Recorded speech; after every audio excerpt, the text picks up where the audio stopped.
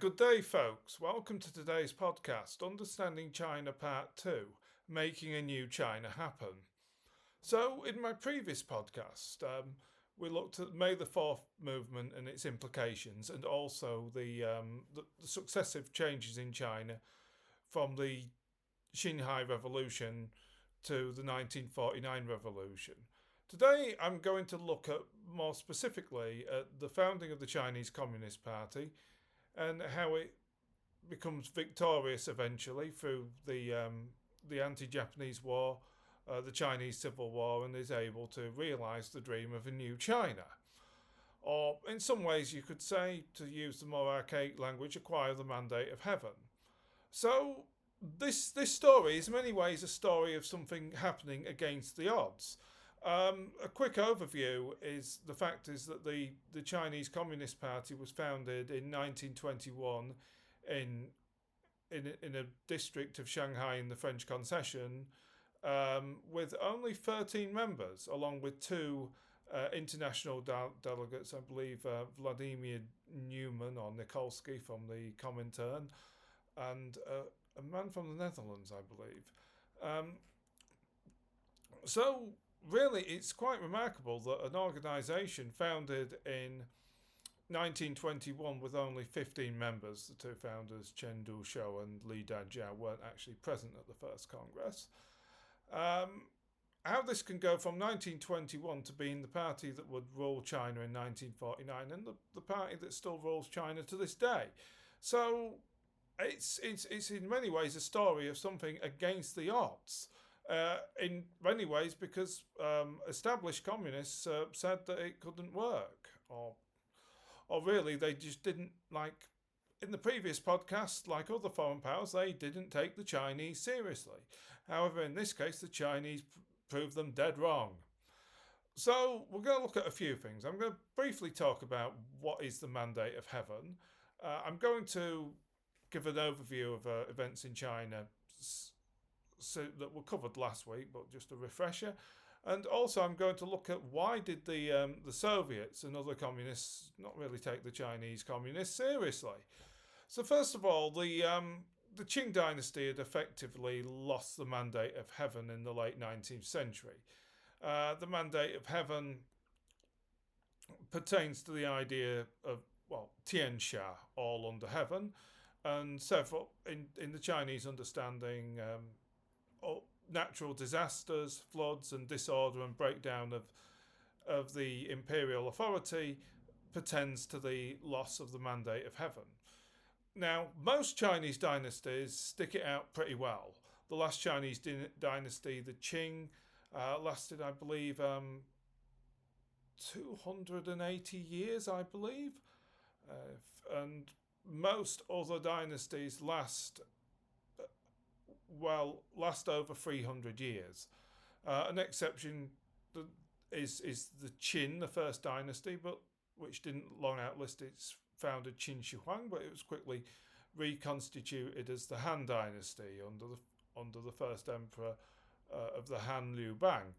So, without going too much into Chinese history, we're going to look at acquiring the mandate of heaven. Well, the Republic of China, Zhonghua Mingguo, was having a bit of a tough time acquiring this. Changing leaders was not really working. So you could say Yuan Shikai was the problem. Well, not really. It was part of the problem, but it was more of a symptom. Early on, Mao Zedong recognised that borrowing from the Romance of the Three Kingdoms, Sangguo Yanyi, what long united must divide, what long divided must reunite. And he had a formula that you can't have a new China without China first splitting up. But the various parts will then come back together and form a new China. And that's what eventually happened, but it's pretty much an almost 40-year process, and it's not smooth sailing along the way. So, as previously stated, the Republic of China Zhonghua Minguo was founded following the 1911 revolution by Sun Zhongshan. However, he lacked uh, authority and he became something of an opposition figure. And he had established a working relationship with the Chinese communists, but as stated previously, Jiang Jieshi, or Chiang Kai shek as we'll call him, uh, did not like communism and he had basically vowed to stamp them out. So this reaches a crescendo of sorts with his counter-revolutionary coup in 1925 and his crushing of the workers' uprising in Shanghai in 1927. Now, this was the point where the Chinese Communist Party realised, well, hang on a minute, uh, without an army, we're done for. Political power does indeed grow from the barrel of the gun. So, to quote Mao Zedong, so the upstart of the People's Liberation Army was established in Nanchang on August the 1st, 1927, with the Nanchang Uprising. However, it was quick.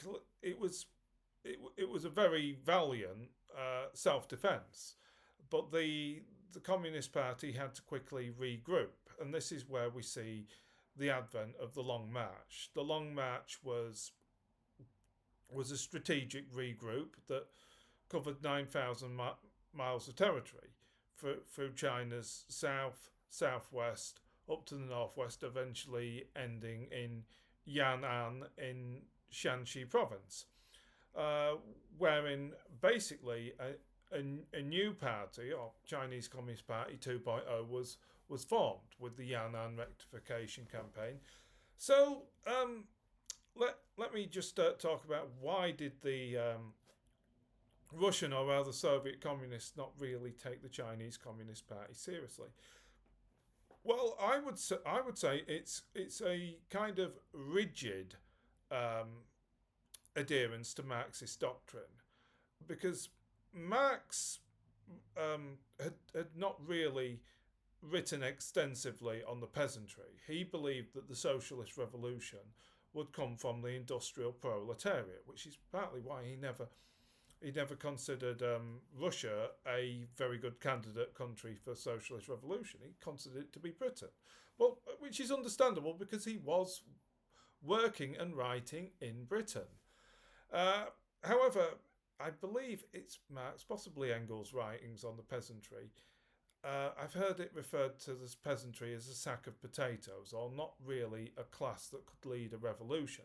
Now, Marx was not writing from a psychological perspective. Marx was not a writer on psychology. He was a writer on economics and historical dialectics, or dialectical materialism.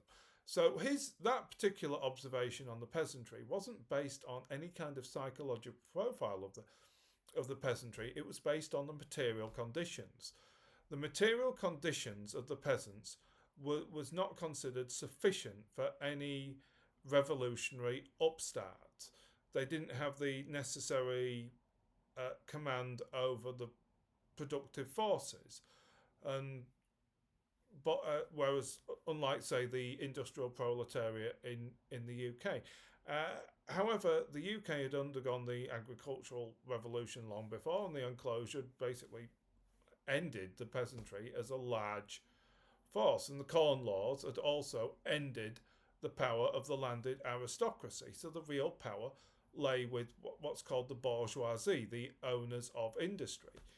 So this isn't applicable to China. The early founders of the Chinese Communist Party, such as Chen Duxiu and Li Dajia, recognized that Marxism needs to be adapted to the Chinese context, and Mao Zedong was one of the foremost proponents that the peasantry could lead the revolution. Now, this was in contrast to the 28 Bolsheviks. I can only name Bogu, the famous bespectacled figure who was briefly General Secretary of the Chinese Communist Party, was unfortunately killed in a plane crash. But the 28 Bolsheviks were Moscow trained cadres, and they they were at times kind of antagonistic to the more reform or Chinese orientated communists who believed in a peasant led revolution. Now, eventually, Mao Zedong became chairman of the party at the Zunyi conference, Zunyi, a city in Guizhou, in 1935, which is where he acquired the name that the world now remembers him as, Chairman Mao. But his important contribution, well, there's many important contributions. If you want to overview them, I recommend this astounding book, Maoism, A Global History by Julia Lovell. Definitely on the top 3 best books I've read in the past 10 years. An absolutely astonishing book. However, product overviews over. Back to the contribution of Mao Zedong. So Mao Zedong contributed the notion that the peasantry would lead the Chinese Revolution. So this forms the background of forming the People's Liberation Army, the party's army, which still to this day is loyal to the party. So the initial Red Army, before it was renamed People's Liberation Army, took most of its recruits from the peasantry. The peasantry were also the people who would host the Red Army on the Long March, because this accorded with Mao's notion of a people's war, that the army must be like fish and the people as water. They must live among the people, be hosted among the people, and this way they can lead a revolution. The revolution will take place from the villages, and the villages will in turn surround the cities. Unlike the Soviets, who said that the base of their revolution should be the cities. So a bit more about why the Soviets didn't really take the Chinese seriously. China was just not a massive priority for the Soviets. Their main priority was Europe, because there was a division amongst socialists that could socialism exist in one country, famously the dictum of Stalin, or do we need world revolution for socialism to be successful? Obviously, the famous proponent of this was Lev Trotsky. Well, obviously, we know who won that power struggle. Trotsky was eventually exiled to Almaty, Kazakhstan, then lived several places in exile, whether Turkey or France, until Mexico, where he was unfortunately assassinated with a ice climbing axe. However, without digressing into Russian history, the Soviet Union's priority had been revolution in Europe, because most of the trade is with Europe, and Europe has the greatest potential to smother socialism in its bed, in its infancy. That's likely to come from Europe. So any kind of workers' movements that the Soviets were sponsored were basically, the focus was Europe. They'd had some success in a socialist revolution in Mongolia, but China, for the time being, just didn't really interact that much. A major priority for Stalin as World War II was very much on the horizon, and he was basically buying for time with the Molotov von Ribbentrop Pact. His main focus was avoiding a two-front war with Japan, and the Chinese were the Japanese were bogged down in China. So in this respect, he did take China seriously, but there was the whole issue of a united front to fight the Japanese. Now, as stated earlier, Chiang Kai-shek had begun his annihilation campaign on the Chinese communists, starting by turfing them out from the Jiangxi Soviet in Jingangshan and forcing them on the Long March. Now, Yan'an was upon reaching Yan'an, we were basically able to establish a new party, uh, or a new version of the party. The influence of the 28 Bolsheviks had been renewed, and the notion of a people's war and a peasant-led revolution had been solidified. So this by this point we're at 1935, and the war with Japan hadn't really gotten fully underway by this point. Japan had annexed, had taken Taiwan as far back as 1894, I believe, and had similarly around the same time they annexed Korea, and Japan had been encroaching on the northeast, establishing the puppet state of Manchukuo. I think before 1935, I just can't really remember the dates quite off the top of my head. However, the Mukden incident and the Marco Polo incident in 1937 signals the casus belli for the full-scale Japanese invasion of China.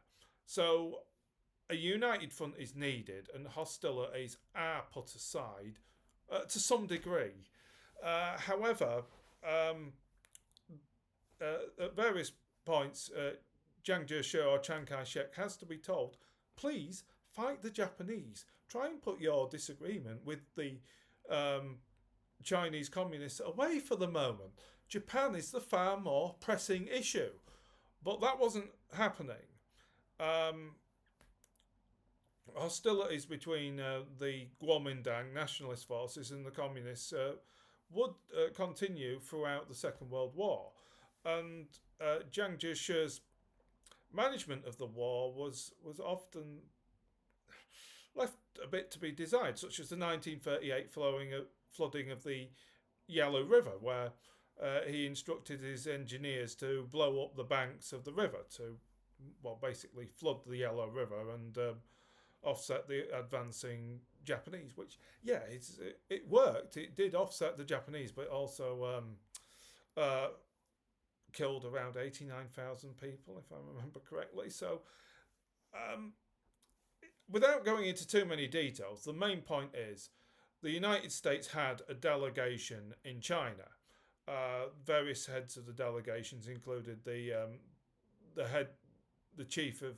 chairman of the Joint Chiefs of Staff, General Marshall, and also Joseph Vinegar Stilwell, named Vinegar Joe because he was known to be kind of caustic and low EQ. I think it was famously him who called Chiang Kai-shek Mr. Shek. Many people mistakenly believe it was Harry Truman, but no, it was Vinegar Joe. You can still see his house somewhere in Chongqing, I believe. I've yet to visit it though. But eventually, the United States grows a bit tired of the Kuomintang, and after World War II, military aid and assistance is cut off because they were kind of getting fed up of them getting the aid and embezzling it and wasting it. So if we talk about why the Kuomintang loses the mandate of heaven or the popular support, well, number one is the corruption, and the best testament to the level of corruption is the fact that the US, despite its anti-communist commitment, cut off aid. That's one factor. The other is that that a peasant-led revolution was a very popular idea among the majority of China's population, which was 80% peasant at the time, and the Communist Party, or rather the PLA, was hosted by villagers. They lived among the people and interacted with the people. As we said, it was a people's war.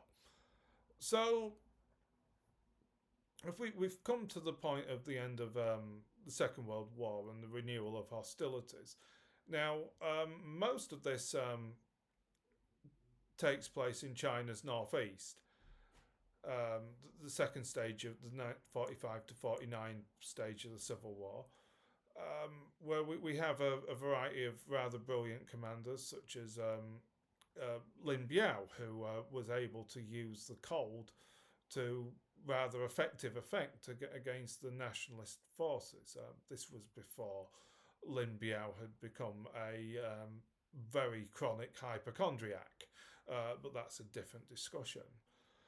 So eventually, the United States cuts off aid, and the popular most cities had been captured by the PLA, and like through the strategy of the villages around the cities, and eventually a new China is able to be proclaimed on October the 1st, 1949.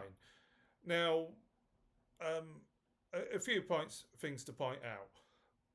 There is the role of the Soviets, but Soviet assistance was limited because the Soviets were always prioritised on Europe for obvious reasons. I mean, the Third Reich was it was an existential threat to the Soviet Union, and very very nearly did become manifest as very nearly did destroy the Soviet Union. So Europe was a priority; it was existential. The Soviets didn't take the Chinese brand of communism seriously.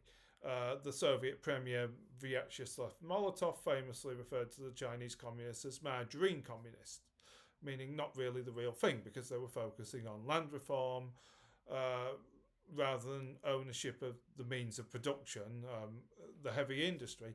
Well, at the time, there just wasn't that much heavy industry in China. It was just a practical necessity.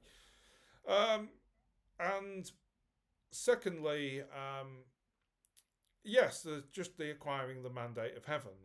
You can't acquire the mandate of heaven if the previous rulers don't screw up. And as for reasons stated earlier, the Kuomintang under the leadership of Jiang Jieshi or Chiang Kai-shek had pretty much screwed up.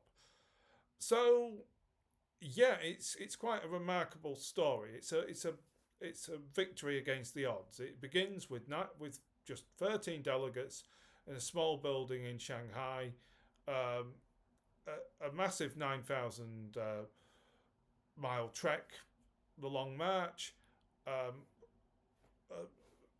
being a force that nobody really took seriously, whether it was the Soviets or the USA, to becoming the party that leads China.